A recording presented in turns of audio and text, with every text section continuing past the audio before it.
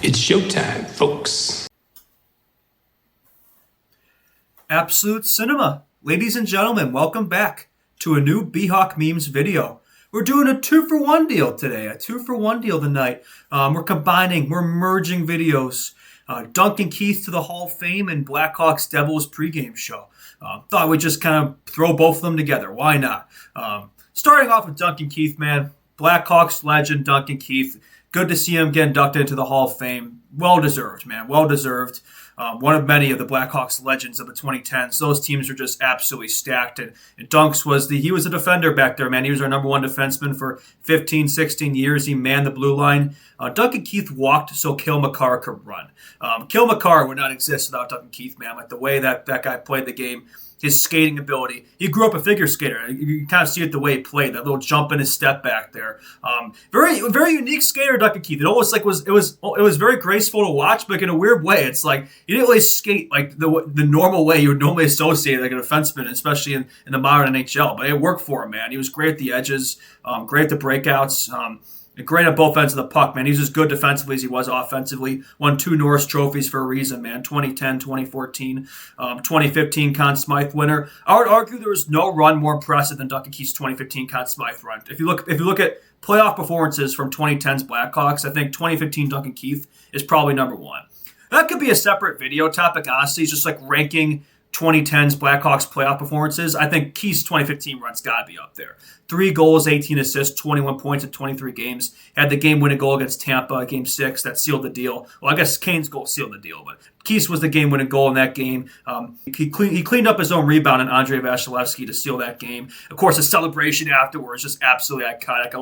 I'll never forget that. Him screaming that like that, and the players enveloping him. It's like that was the first goal of the game, but it kind of already felt like we won the cup when that set the tone for that game. That set the tone for that Game 6. That Keith goal, there's a lot of Blackhawks goals that I'll never forget. That one's got to be up there.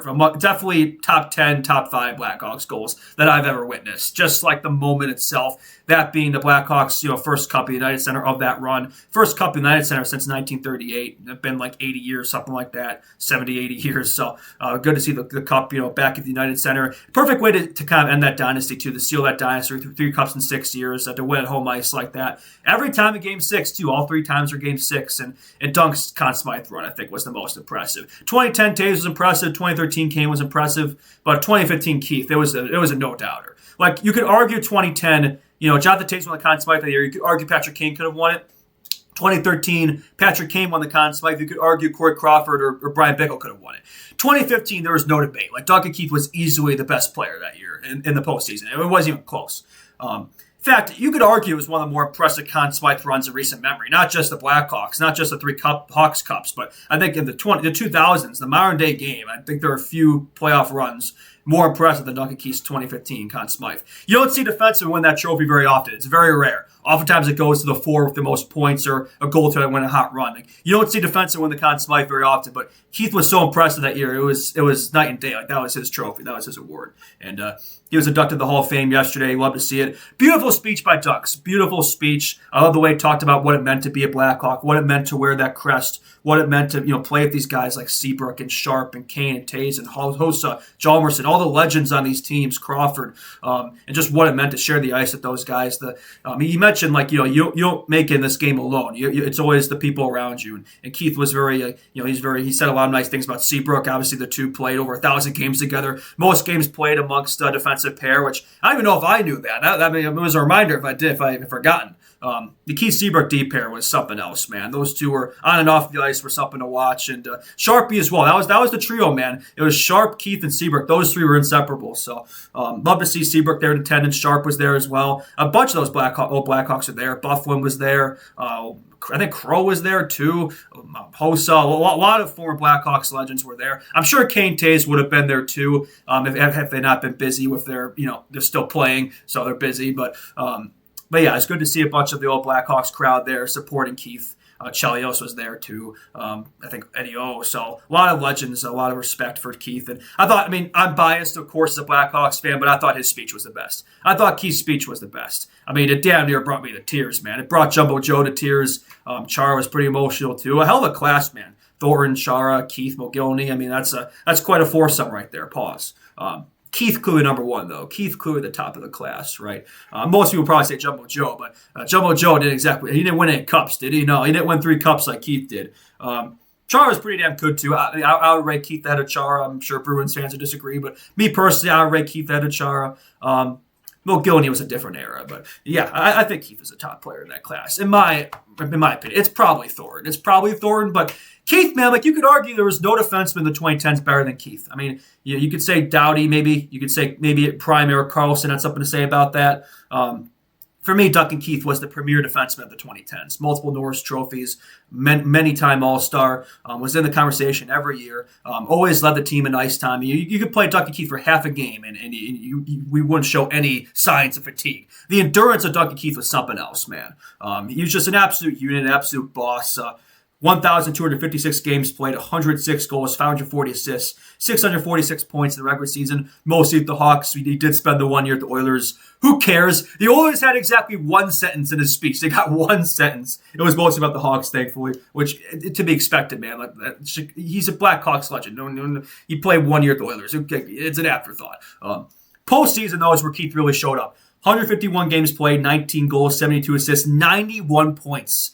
For a defenseman in the playoffs. Like, that's ridiculous. That's absolutely ridiculous.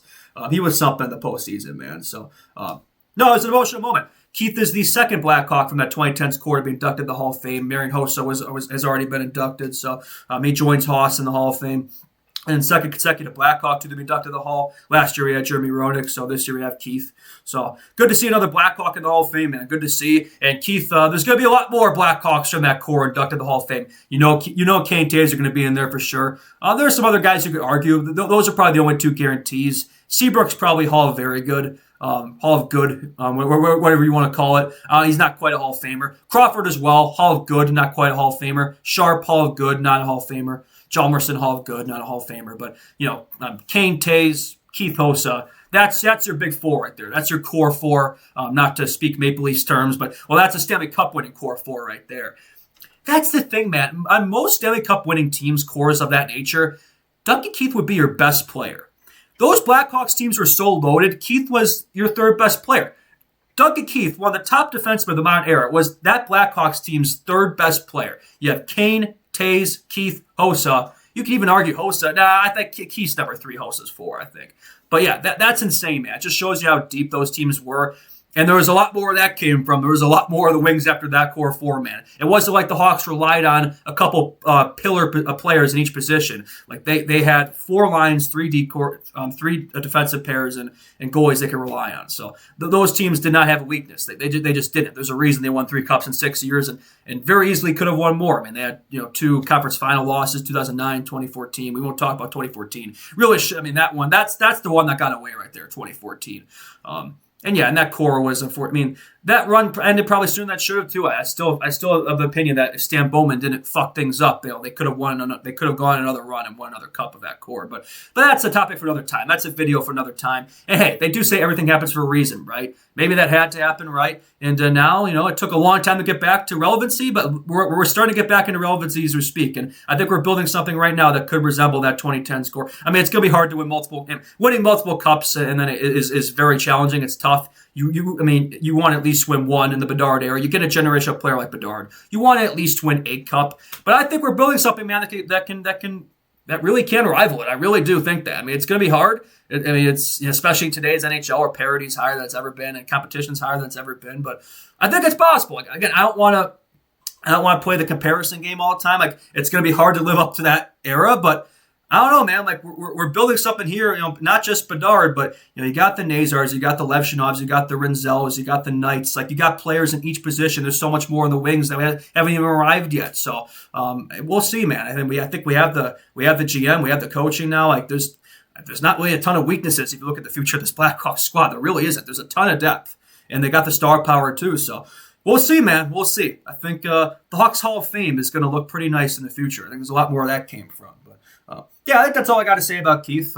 Again, that could be a video by itself, Duncan Keith. I could talk about Duncan Keith for hours, but But yeah, we have a game to cover as well. Blackhawks, Devils, we'll get to that. A little segue between topics, though. I do want to say a happy Veterans Day. I'm wearing my little military cap today. I want to give a shout out to the veterans who fight for this country, and not just the U.S., but Remembrance Day in Canada as well. U.S. Canada. It's a U.S. Canada audience, so I think it's fair to go both ways there. But hey, I mean, these people allow me to, do a job where I'm just talking about hockey in front of a camera. So, I mean, their sacrifices make life for people like me, possible to be able to chase our dreams and not worry, So, really grateful for that. Really grateful for that, and I just had to say something about that. I know I'm just a small content creator, but I felt like I feel like something I had to say something there. So, big shout out to the troops, to the veterans. Can't say enough good things. So, truly selfless people to allow people like me to selfishly chase my goals and dreams that are it makes it possible for people like us. So really appreciate that a ton. Yeah, anyway, time for part 2 of this video. We have a game tomorrow. We have a game tomorrow night, 8:30. 8:30 on a Wednesday TNT game. It's funny. We finally get back to United Center for the first time in 2 weeks. And we have an 8:30. We have an 8:30 game. Like, it feels like we're still on the West Coast trip here. But hey, good to see the Blackhawks back at the United Center. First time in 2 weeks. The last Blackhawks home game was the Bedard hat-trick game, which was 2 weeks ago. That's insane, man. But yeah, Blackhawks back at home. You love to see it. We won 3. We're on a 3-game winning streak here. Let's make it 4. Let's make it 4 wins in a row. Let's take the first game back at home. It's going to be a tough test, man. The New Jersey Devils are a damn good team. 11-4-1 record. We're 8-5-3. It's a pretty evenly matched game at this point of the year, which probably wouldn't have expected to say that at this point of the year. But we're approaching the midway point in November, and this Blackhawks team, as of now, is still in a playoff spot. Not only a wild card spot, we're top 3 in our division right now, man. We're top 3 in our division. We'll see how long that can last, but this could be a test, man. First game back at home, a couple days rest. There's probably going to be some rust in this one, you would think, but also there should be the energy should be high. We got to have a grueling 6-game road trip. We're back at home for the first time in 15 days. Like, this should be a game you get up for, absolutely. The energy should be high. The boys should be ready to go, hopefully. Some metrics leading into this one. Hawks and Devils actually have identical records leading into this one. We're both 6-3-1 our last 10 games. Interesting. Look at some other metrics. Power play. Jersey Devils power play 25.6, 6th in the league. Blackhawks 25.5, 7th in the league. So the 6th best power play going up against the 7th best power play. I found a way to make a 6-7 joke in this video. It's not a BOK Memes video without at least one 6-7 joke thrown in there. So you're welcome for that. And then penalty kill. Devils penalty kill 85.7, 6th in the league. Blackhawks PK 83.9, 8th in the league. So close to greatness there. 6-8 doesn't quite hit as hard, but how about that, guys? Blackhawks have 2 top 10 special teams. 7th power play, 8th penalty kill. Blackhawks power play suddenly, it was shit early in the year, and now suddenly they figured it out. Bedard, that's the Bedard Bertuzzi effect right there, why they figured it out. It's looking like McDavid Drysdale on the power play there, or McDavid Zach Hyman, I should say. That's why the Hawks have figured out the power play, and that's going to help out the team a lot, man. That's because the Hawks have been so much better even strength this year, and they haven't lost a step with the special teams. They're both top 16 units in the league, top 10 units in the league, top half of the league units. So if you're playing well at even strength, you have good special teams both ways. You're getting good goaltending. Like that, all that has the recipe for sustained success. Where the Hawks, could realistically fight for playoff contention all year. If one of those things drops off, though, it could prove to be challenging, right? Because the depth isn't fully there in the squad. A lot of it is the Bedard effect. A lot of it is Pookie trickle down Pookie-nomics with that guy right there. So. Going to need some more depth contributors to step up if you want this run to be sustainable, especially if Knight's game falls off. We're really going to need that. But I don't know, man. I don't think Bedard or Knight have shown any signs of slowing down. And I think it's not just those two, man. Like, there's a lot of guys in this team that have been playing well. Burkos has been playing well. Bertuzzi's been playing well. Levchenov has been playing well. So there's a lot. We're getting the secondary production so far, and that's going to need to continue for sure. Back to the metrics here. Devils goals for per game, 3.31, 8th in the league. Their goals against is 2.94, 12th. Hawks are scored at 3.31 goals per game. So Hawks and Devils have equivalent goals for per game at 3.31, 8th. Goals allowed. The Hawks are 2nd in the league at goals allowed, 2.52. Again, I say it every time, but that is a Spencer Knight effect right there, man. It just goes to show how good he's been, man, and how good that guy's been. He's been him. Spencer Knight has been him, 1,000%. All right, time to get some line combinations. First, start off the New Jersey Devils. We got Stefan Nason, Jack Hughes, and Jesper Bratt. Jack Hughes, the favorite player in the NHL amongst puck bunnies. He's pretty good at hockey, too. He's pretty good at hockey. And Jesper Bratt, I was going to say one of the more underrated players in the league. I don't think that guy's underrated anymore. I think everybody knows how good Jesper Bratt is. But, yeah, that's all of a top line for the Devils. And they got Timu Meyer, San Jose Sharks legend. Nico Hischier, one of the better two-way players in the league. Selke guy right there. And then Dawson Mercer, Team Canada World Juniors legend. So that's a strong top six there for the Devils. And moving on, we got Andre Palat, Tampa Bay Lightning legend, Cody Glass, and Arshini Gritzlik. I have no idea who the hell that is. Fourth line, they got Paul Cotter, Luke Glendening, and Zach McEwen. That's their offense. So the top six is loaded. Bottom six is all right, but it's really the top six is where it's at. It's a strong first two units there for top two lines. And their defense, they got Jonas Siegenthaler and Simone Nemitz. They got Brendan Dillon and Luke Hughes, one of the three Hughes brothers. Yeah, Luke Hughes. Another fan favorite amongst the Puck Bunnies on Twitter. And then they got Dennis Cholowski and Colton White. Devils have two of the three Hughes brothers, and there's been a lot of rumors that, Quinn Hughes' contract's up in 27. There's been a lot of rumors that the Devils are going to try to go after Quinn Hughes and get all three Hughes brothers on the same team, which would just be a dream for Puck Bunnies everywhere. So we'll see if the Devils are able to accomplish that. I think the NHL would have a wet dream about that. Oh man, will we leave that in? We'll probably leave. We'll leave that in. We'll leave that in. I don't care. I don't care. It's all fun and games. We're joking around. We're just having fun. BHawk Memes is just here to have fun. Anyway, in net, the Devils got Jacob Markstrom and Jake Allen. I'm not sure what the goaltending matchups are tomorrow. I imagine probably Knight draws back in for the Hawks, I'd imagine, and then Markstrom for the Devils. Probably Knight versus Markstrom. We'll see. Allen's been good for them too, so we'll see. Devils are dealing with a ton of injuries. I'm checking their injury chart right now. Dougie Hamilton's out, one of their better defensemen. He's out. Dadonov, Daddy Nov, I like to call him. He's out. Brett Pesci's out. Connor Brown's out. Best Connor in the show, right? And then Kovacevic is out as well, and McLaughlin. So the Devils got a ton of injuries. So hopefully that's something the Hawks take advantage of, which the Devils always seem to have a ton of injuries. I'm shocked one of the Hughes brothers hasn't gone out. Yeah, it feels like every year Jack Hughes goes down with something. So it feels like we're approaching that time of year there where Hughes goes down with some sort of injury. So we'll see how long he can stay together there. He's fragile. He's skilled, but he's fragile. So we'll see. I feel like we're approaching that time of year, the yearly Jack Hughes injury. So we'll see how long that goes on for. Yeah, Blackhawks and Lions, we got a few changes here because of some injuries. They got Bertuzzi, Bedard, Burakovsky, the three Bs. That's been quite the threesome lately. Pause. Let's see Bedard keep up his point streak. He's at 8 games now. It's making 9. Bertuzzi, Burakovsky, the team keep cooking at Bedard as well. And they got Teravainen, Green, Mikheyev on line 2. Unfortunately, Frank Nazar is going to miss another game. He's still the day-to-day of his leg injury. So thought he might be back for this one. I'm a little surprised he's still out. So hopefully that injury isn't more serious than we thought and he draws back in soon. But yeah, he will be out for this game, unfortunately. So that sucks. Unlikely. I guess he's not confirmed out, but Blashill said he's unlikely, meaning he's not playing. So Ryan Green for now, the second-line center with Teravainen and Mikheyev. Yeah, and then they got kind of a rotating cast in the bottom 6 here. They got Oliver Moore, Ryan Donato, Colton Dock, Nick Foligno, and Sam Lafferty. So Sam Lafferty finally draws back in, if the injuries are dealing with. Dickinson's still out as well. So a couple injuries for the Hawks. So they're still going to run the 11-4-7 defensive for now while they deal with those injuries. So, and then the defense, same as usual. Vlasic, Renzel, Grizzlick Murphy, Kaiser Levshinov, and Crevier. Let's see Levshinov keep up his point streak. What's he at now? What is 4 games in a row for point for Levshinov, I believe. He's been cooking.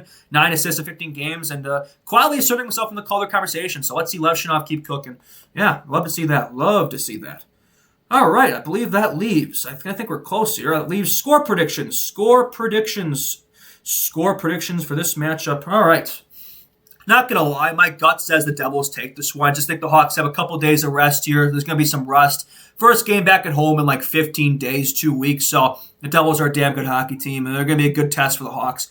I want to see the Hawks take this one, but I just have a feeling the Devils are going to nearly edge this one. I'll say 3-2 narrow edge. Bedard keeps up his point streak. He'll figure it out one of the 2 goals.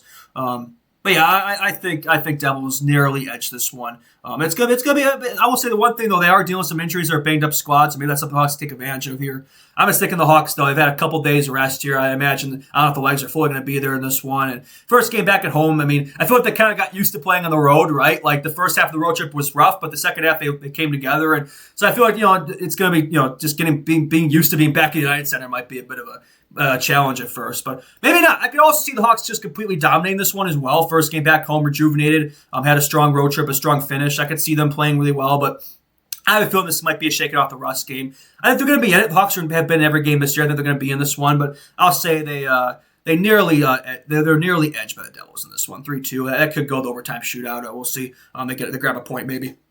But yeah, I think that's going to do it. We'll be back tomorrow for the post game, a late post game to Hawks Devils, a Wednesday night TNT action. So yeah, we will be there. Should be a good one. Should be a fun game, fun matchup. And yeah, thank you all so much for the support. I believe we're at 623 subs at the time of this recording, so I really appreciate that a ton. The support means a lot. Like, share this video around if you haven't already. Subscribe if you haven't already as well. Appreciate that a ton. And yeah, we'll keep this train rolling here. We'll keep it chugging. BHawk Memes out. We will see y'all in the next one. Bye-bye. Boop.